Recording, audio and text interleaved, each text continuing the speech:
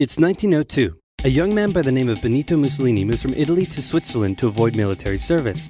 He gets big into socialism, working for trade unions, writing for socialist newspapers, advocating a violent overthrow of European monarchies, the whole shebang. This gets him in a bit of trouble with the Swiss police, so he gets arrested, sent back to Italy, set free, returns to Switzerland, is arrested again, goes back to Italy again, completes his military service after previously avoiding it, and then after a brief stint as an elementary school teacher, he finally returns to work as an avid socialist. His speeches and journalistic abilities made him famous among Italian socialists. He was anti-war, so when Italy colonized Libya in 1910, he rioted and got arrested. Then World War I came along, and once again he protested Italy's involvement. But then he thought, wait a minute, this war could bring about the social climate needed to overthrow European monarchies and bring about the socialist revolution everywhere. And suddenly he was pro-war, but his fellow socialists didn't like his new pro-war stance, so they kicked him out of the party. So then he said, you know what? I'm done with socialism. We need something new, not based on class divisions tearing us apart, but based on unity through nationality. We'll conquer the Mediterranean and reunite all Italian peoples just like the days of the Roman Empire. I'll call it fascismo, and it will guide the Italian nation to greatness. That's all well and good, Mr. Mussolini, but what kind of haircut am I giving you? Let's go with bold.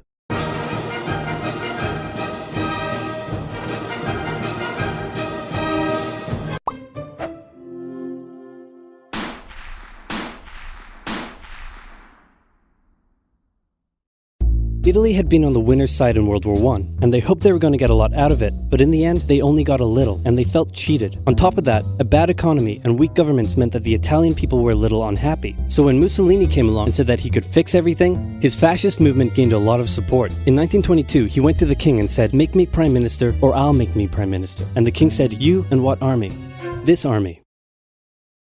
Fair enough. Then he went about establishing a dictatorship with himself at its center. Europe had its first fascist dictator. Next up, Germany. Germany had been on the loser's side, and they got absolutely wrecked by the Treaty of Versailles. They lost territory, had to demilitarize the Rhineland, had to reduce their army to just 100,000 men, couldn't have an air force, had to pay the Allies a huge amount of money that it didn't have, and a new rule was established that every Englishman withheld the right to walk into the center of Berlin, pick out any German they wanted, and spank them. I made that last one up, but it helps you understand how all of this felt to Germans. On top of that, a bad economy and weak governments meant that when a small angry man with a silly mustache came along and said that he could fix everything, the German people loved it. Hitler had been a soldier during World War I, and he was crazy patriotic, and nobody was madder than him about Germany's humiliation. He helped start a new political party, and in 1923 attempted a march on Munich with his boys. And then he got arrested. But his popularity grew and grew, and in 1933, the president made him chancellor. He believed he was Germany's great destined savior, and he went full megalomaniac, establishing a dictatorship with himself at its center. Europe had fascist dictator number 2. Hitler and Mussolini had a lot of the same ideas, but more importantly, they had the same enemies, and they started to get along. Anyone else want to be friends? Franco? No? You good? I do. Who's that? It's Japan, and they've taken over northern China. Let's rewind a bit. Japan had isolated itself from the rest of the world for over 200 years until the Americans showed up and said, you're going to trade with us and you're going to like it. Then the Western powers imposed a bunch of unequal treaties, meaning Japan's economy was bust. They also had no natural resources, so they decided to go get some. They went to war with China to gain a sphere of influence over Korea, and they took a bunch of China's stuff. But then the West said, hey, cut that out. And since Japan couldn't take on the West, they said, okay, I guess we'll just go home. Wait a minute, what are you doing? Taking advantage of a weakened China and setting up spheres of influence. But I was the one who weakened them. We know. And you guys didn't let me have anything. We know. That seems unfair. We don't think so.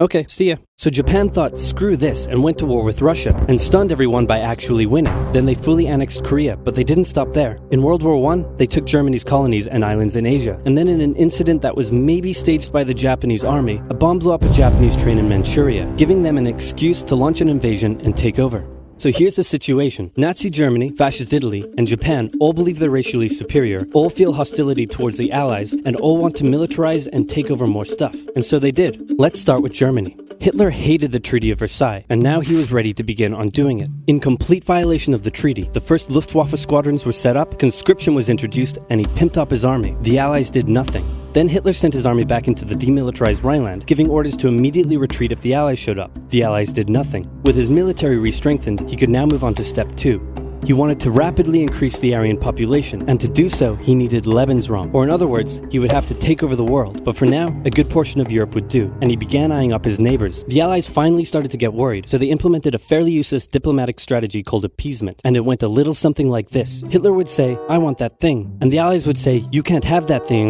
"Okay, you can have that thing, but no more." "I want that thing." And repeat. In 1938, Hitler's army marched into Austria and just took it, with no resistance. Boom, this is Germany now. Next, he demanded to be given the Sudetenland, an area of Czechoslovakia with many ethnic Germans. The Allies held a meeting with Hitler in Munich and said, "Look, we're going to give you what..." "Hang on, this meeting is about my territory. Shouldn't I come to the meeting too?" "Anyway, we're going to give you what you want." "Really?" "Yeah." "Just like that?" "Yep." "What's the catch?" "Just sign this piece of paper promising you won't invade the rest of Czechoslovakia." "Okay." Then Chamberlain returned home victorious, waving his signed piece of paper in the air, declaring crisis to be averted and the continuation of world peace, and we built a statue of Chamberlain in his honor, and every day on the 30th of September we celebrate Chamberlain Day. Hitler's invading the rest of Czechoslovakia. What? He's invading the rest of Czechoslovakia. Oh. You lied to me. What do you expect? I'm Hitler. Not to be outdone, Mussolini also wanted to get in on the action. He thought to himself, isn't there a not yet colonized nation somewhere which is so underdeveloped that the people would be defending themselves against our tanks with literal bows and arrows and wooden spears? Oh, there is? Fantastic. And so he took it. Italy also wanted to control the entrance to the Adriatic Sea, so they occupied Albania. Then, in another incident which was maybe staged by the Japanese, gunfire was exchanged by Japanese and Chinese troops at the Marco Polo Bridge, and the Japanese launched yet another invasion against China. They swept through Beijing and Shanghai, and then advanced through the Yangtze Valley to China's then capital, Nanking. It was here that saw the worst of Japan's shocking atrocities committed against the Chinese people. Back in Europe, Germany and Italy made their relationship status official by signing the Pact of Steel. Then, Hitler turned his eyes towards Poland and the hated Polish corridor, splitting Germany in two. At this point, the Allies really had to put their foot down, and they warned him that an invasion of Poland would mean war. Hitler had planned to continue his advance eastward, but he didn't want to end up fighting a war on two fronts. So for now, he made an alliance with Stalin, saying, "How about we both invade Poland and split it between the two of us, and I definitely won't not refrain from not betraying you sometime in the future." Sounds good. This new alliance stunned the West. On the 1st of September 1939, German troops entered Poland, and Britain and France declared war on Germany. The Poles fought hard, but they were no match for the two giants crashing down on them from either side. Then came a period known as the Phony War, where everyone just sort of sat around not doing much. The French had launched a small invasion into the Saarland, but they maintained mostly defensive positions, and after a while decided to just turn around and call it a day. Speaking of France, the French were still super proud of their victory in World War I, and they hadn't really moved on from it. They still used horses, they dispatched messages by motorbike instead of using radio, orders from the commander-in-chief were usually pretty vague, and the troops were rarely inspected. They built a line of defenses along their German border, but didn't bother extending it all the way to the Channel, and they wouldn't launch artillery strikes against Germany out of fear of being retaliated against. In a war, they didn't want to attack the enemy. And at first the UK wasn't much better. Chamberlain still naively hoped that the war could be ended diplomatically. Instead of bombing raids, the RAF dropped propaganda leaflets over German cities, which one air marshal said likely did nothing but provide the continent with toilet paper for the duration of the war. They also only sent 200,000 men to France, while the French had mobilized millions. Both Britain and France wanted to avoid a repeat of the First World War, and so they wanted to keep the war as far from home as possible. So they turned their eyes north, towards Norway. Neutral Sweden was exporting iron ore to Germany through neutral Norway, so the Allies asked them if they could please stop exporting iron ore to Germany, but this request was refused. Then, the Soviet Union attacked Finland, so the Allies said, how about we land troops in Norway and move them across Sweden to go help out your good pal Finland, and along the way maybe take control of all your airfields. But Norway and Sweden still said no. So the UK mined the waters around Norway to force any transport ships into international waters, and they also attacked a German tanker they found in the area. Hitler realized what the Allies were up to, and he quickly moved to secure his supply of iron ore. He launched an invasion through Denmark into Norway. The Allies rushed to land troops at key ports along the coast, but Germany had taken control of Norway's airfields, and their air superiority decided the fight. The Allies had to retreat. After this slightly embarrassing failure, Chamberlain resigned and was replaced with Winston Churchill, who had a slightly different approach to dealing with the Germans. Hitler's overall strategy was similar to Germany's First World War strategy. Attack France, defeat France, knocking out the UK in the process, then turn on the Soviet Union and win the war. During the Phony War, the Allies had given Hitler time to prepare his forces. Now, he was ready to attack. The Allies had wanted to place troops in Belgium, but Belgium had refused, and in a move that surprised pretty much no one, Hitler launched an invasion to get around France's defenses. The Allies charged into Belgium at full speed to meet the German invasion head-on, and it looked like a repeat of the First World War was coming. But this time, Hitler had a trick up his sleeve. blitzkrieg. As the Germans advanced, they sent thousands of refugees westward, slowing down the Allies. Then, to the south, the French had left the Ardennes, an area full of hills and forests, pretty underdefended because they thought it was naturally impenetrable. Well, the Germans were about to penetrate it with everything they had. They smashed 50 Wehrmacht divisions through and encircled the Allied armies at lightning speed. The best of the Allied forces were now trapped. The Germans squeezed in from all sides, taking out France's best armies and nearly wiping out the British too, but they managed to make a desperate last-minute escape at Dunkirk, with British civilian ships even making the perilous journey to bring their young men home. With most of the French forces depleted, the Germans breezed through, taking Paris, and France fell. What the Germans couldn't do in World War I, Hitler had done just like that. Hitler hoped that with the fall of France, the UK would also lose hope and sue for peace. But quite annoyingly, it didn't, and he needed to secure the Western Front, so he tried to force them into submission with mind games. The UK were now all alone, and Hitler wanted to emphasize that. First of all, just before France fell, Italy finally declared war on the Allies, making the UK's situation even worse. Next, instead of just occupying all of France, Hitler occupied the coastal areas for defense, but allowed France to continue its existence as a German puppet state. This way, it looked like the UK's old ally had decided to switch sides. Hitler also hoped that the UK wouldn't attack any of her old allies' navy bases or colonies in Africa, giving Hitler an extra line of defense to the south. But the UK made sure to respond to this by sailing down to France's navy base in Algeria and wrecking a bunch of ships. So have at it. Hitler then began laying down plans for an invasion of Great Britain. Before German troops could land on British soil, he would first need air and naval superiority across the Channel. Waves of German bombers came, while the completely outnumbered RAF worked bravely around the clock in an attempt to quell the German attacks. At first, the Luftwaffe targeted British ports and coastal facilities. Then it attacked RAF bases, crippling the RAF's ability to defend the nation. And it looked like Hitler's Great British invasion was coming. But then, Churchill ordered a small, pretty insignificant bombing raid over Berlin. It didn't do much damage, but Hitler was furious, and he immediately ordered the Luftwaffe to refocus its attacks on civilian targets in London. Children were sent off to the countryside away from their parents to avoid danger, and frequent trips to air raid shelters became a daily occurrence. But British morale held firm. Smiling, knitting, lounging casually, these people have balls of steel. This refocusing on London also gave the RAF breathing space to reorganize, so Hitler kind of shot himself in the foot there. Just the foot for now. Finally, the Luftwaffe sent one massive all-out attack on London, and the RAF successfully repelled it, destroying many of the German aircraft and placing air superiority firmly in British hands. Hitler's invasion had to be postponed, but the bombing of British cities continued for some time.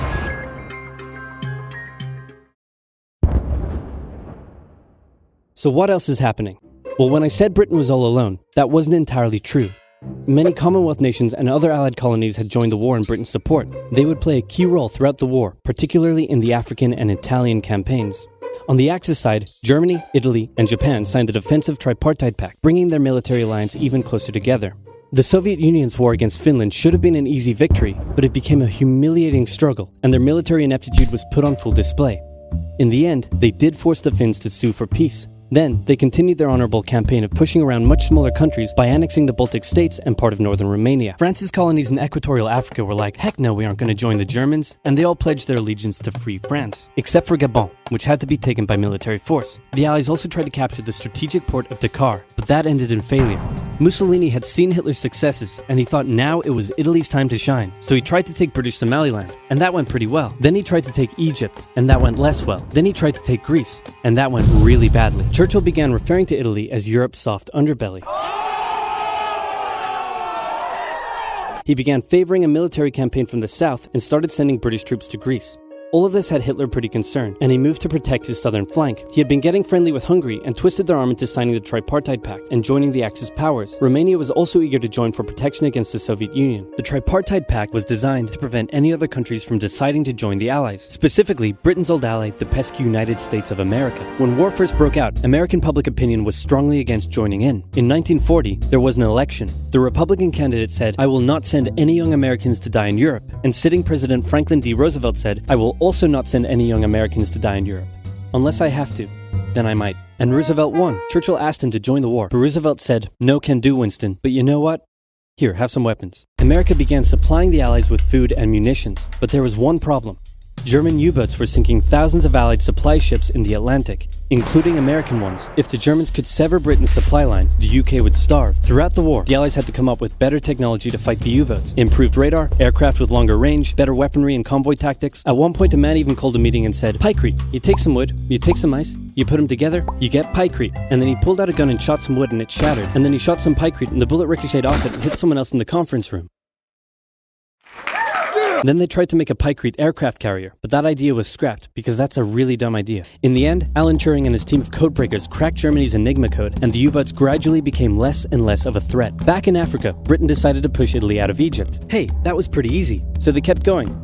Hitler realized he was going to have to finally step in and do something. He went to Bulgaria and Yugoslavia and said, hey, I'm going to move troops through you to get to Greece, so either join us or, be invaded. Bulgaria opted to join them. Yugoslavia opted to be invaded. Then Greece finally fell to the joint German-Italian invasion. The British had moved troops from North Africa to fight in Greece, which helped Rommel and his tank divisions push the British back to Egypt, and they could have kept going, but a small, mostly Australian force held out under siege for 8 months in Tobruk, denying the Germans a strategic port city and disrupting their supply line. Despite having some success in the Middle East, the British didn't seem like any real threat for now. Hey, Soviet Union, look out! With 3 million troops, Hitler launched the largest ground invasion in history, and Stalin was far from ready. Both Churchill and Roosevelt had warned him of an impending attack, but he dug his head in the sand and the Soviets didn't stand a chance. Germany made staggering progress, with huge encircling movements capturing mind-boggling numbers of Russian troops. 250,000 at Bialystok, Minsk, 300,000 at Smolensk, nearly 700,000 at Kiev, and again at Vyazma and Bryansk. Leningrad was put under a siege that would last an insufferable 4 years. The invasion of Russia had been Hitler's main ideological goal from the beginning, and his hatred for the ethnic peoples there was now unleashed in all its fury. The Eastern Front of the Second World War was brutal for all that endured it. The Germans were now inside of Moscow, and that's it. It's all over. But then it happened. It got cold. Stupid cold. Hitler had hoped the Soviets would give up before winter, but they kept fighting. His commanders came to him and said, "Can we please dig in for the winter and wait until spring?" "No, keep going." "But oil is literally freezing inside our vehicles." "That's fine, keep going." "We're having to leave the corpses of our frozen horses by the side of the road so we can still find our way in the snowdrift."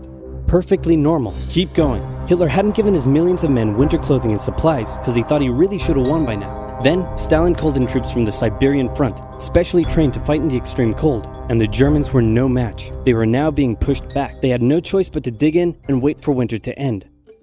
Germany's victories were staggering, and Japan was eager not to miss the victory bus. Their war in China had come to a standstill, but they wanted to keep expanding their sphere of influence and getting those sweet, sweet raw materials. They began making plans to expand southward, but there was a problem. Southeast Asia was heavily colonized by America and Great Britain. It was also full of ocean. Ocean meant naval combat, and there was no way the Japanese Navy could stand up to the US and the UK. So they thought, wouldn't it be nice if we could destroy their navies before we begin our conquest? And so it was. On December 7, 1941, the Japanese launched a surprise air raid on the US Pacific Fleet at Pearl Harbor and inflicted a huge amount of damage. They also attacked British colonies in Southeast Asia. Roosevelt had no choice but to declare war on Japan, and so did Churchill. Hitler then declared war on America, even though he totally didn't have to. The attack on Pearl Harbor seemed like a big Japanese victory, but they didn't attack any of the naval repair yards, fuel storage tanks, or the submarine base, meaning the Pacific Fleet would be up and running again pretty soon. In the meantime, though, the Japanese were able to begin their conquest. They took Guam, the Gilbert Islands, Wake Island, Hong Kong, and the Philippines. They forced Thailand to join them so they could march their troops through to Malaya. They swept through Singapore, North Borneo, the East Indies, New Guinea, the Solomons, and they were now threatening northern Australia and the borders of India. Japan's victory had been as staggering as the Germans, and it reinforced the Japanese idea that this was a divine war which they were destined to win. But their victories had been based on speed, not power, and power would eventually catch up with them.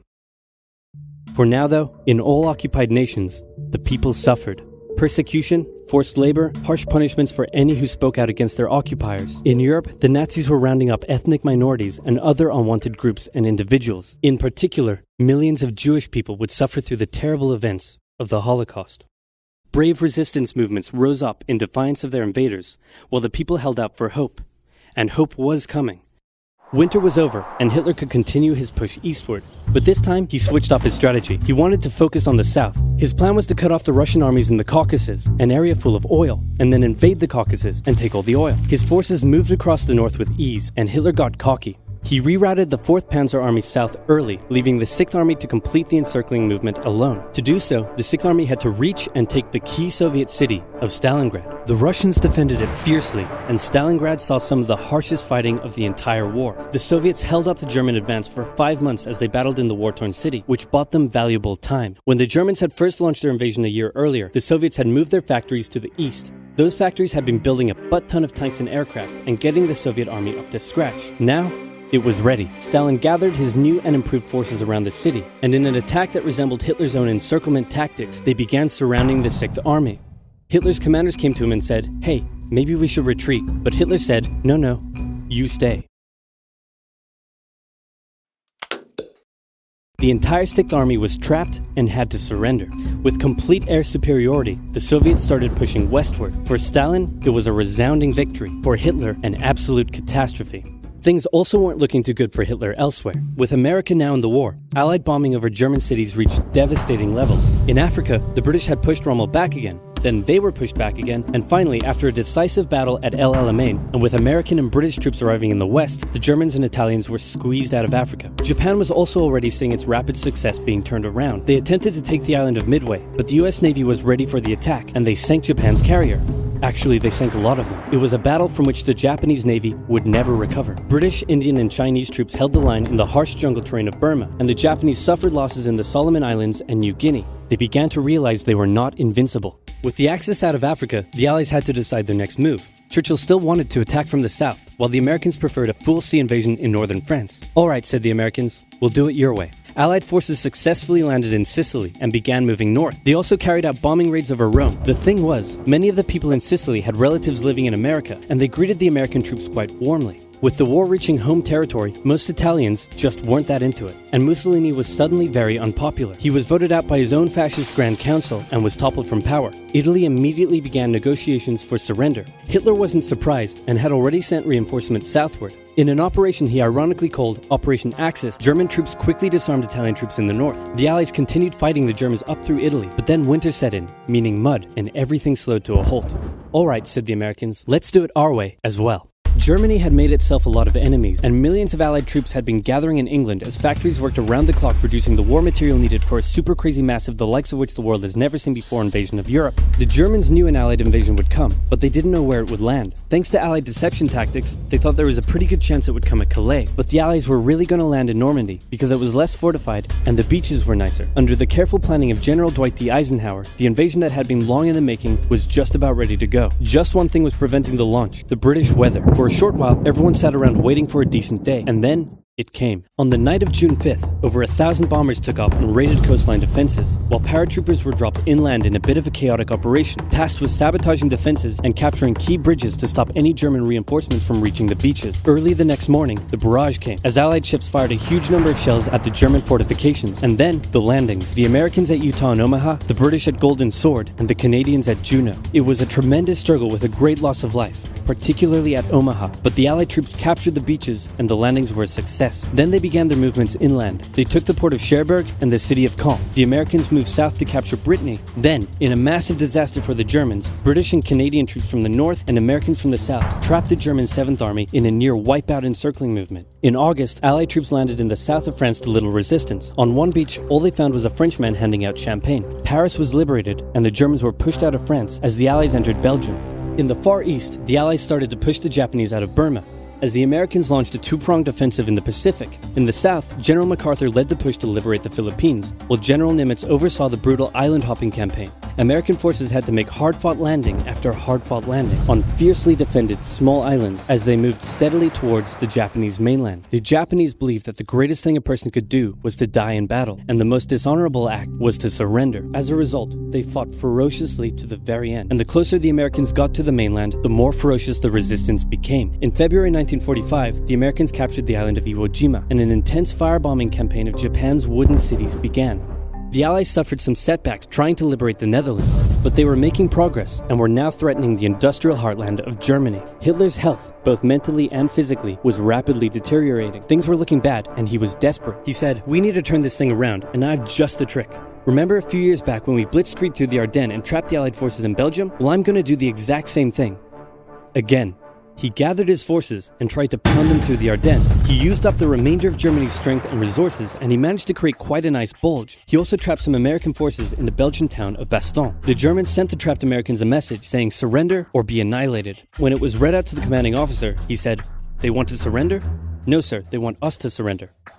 Nuts! And that's what they sent off as their official reply. General Patton's Third Army then managed to break the siege from the southwest, and the Germans were pushed back. Hitler's last-ditch attempt had failed, and what followed was a total collapse of the German forces. The Allies pushed into Germany from both sides. The Soviet Union took Warsaw and kept pushing to Berlin. In his bunker, Hitler realized all hope was lost. Berlin fell, and with it, Hitler's dreams of a great German empire. 2 of the Axis nations had been knocked out, 1 to go. The Americans began their assault on Okinawa, the last island before they would reach the Japanese mainland. The desperate Japanese fought hard, launching kamikaze attacks on the US ships. The citizens of Okinawa suffered through the terrible fighting, but in 2 months, the island was captured. The Allies now had to make a choice. Either continue the devastating struggle up the Japanese mainland, or they could try to coerce the Japanese into surrendering now. In July, the first successful atomic bomb test took place in New Mexico, and the destructive weapon was ready for use. America and the UK were also seeing the Soviet Union not so much liberating as occupying its captured territories, and so they wanted to put on a show of force. On August 6th, the A-bomb fell on Hiroshima. Then, on the 9th, Nagasaki. The cities were reduced to rubble, and for the people living there, it was a terrible fate. But for the Allies, it achieved their main aim. In September, the Emperor announced Japan's surrender, saying the war situation has developed not necessarily to Japan's advantage. After 6 years, war was finally over. The Allies occupied Japan for 8 years. The Emperor was allowed to keep his position, but General MacArthur made sure this picture was printed in the Japanese press to display to the Japanese people that their emperor was not the divine, powerful being they had believed. Germany was divided between America, the UK, France, and the Soviet Union. In 1949, the Allied sectors were united into West Germany. The Second World War had been more terrible and destructive than the first. In its aftermath, 2 major superpowers with 2 very different ideologies had come out victorious, and the tension between the 2 of them would create a new kind of war. A very, very cold one.